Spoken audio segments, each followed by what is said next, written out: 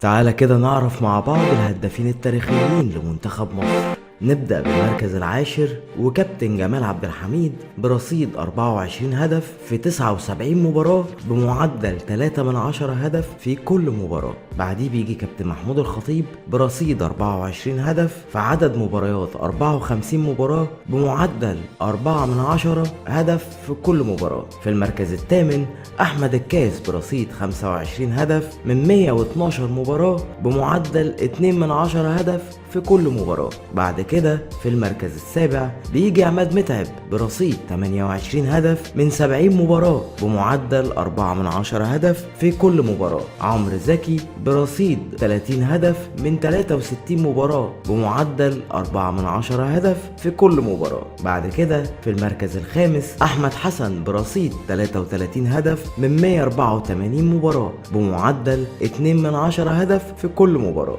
في المركز الرابع محمد أبو تريكة برصيد 38 هدف من 100 مباراة بمعدل 3 من 10 هدف في كل مباراة. في المركز الثالث حسن الشاذلي برصيد 42 هدف من 62 مباراة بمعدل 7 من 10 هدف لكل مباراة، وده أعلى معدل في كل اللاعبين اللي في القائمة. في المركز الثاني بيجي محمد صلاح ب 58 هدف من 102 مباراة بمعدل 5 من 10 هدف في كل مباراة. في المركز الأول المدير الفني لمنتخب مصر كابتن حسام حسن برصيد 68 هدف من 178 مباراة بمعدل 4 من 10 هدف في كل مباراة. يا ترى كنت تعرف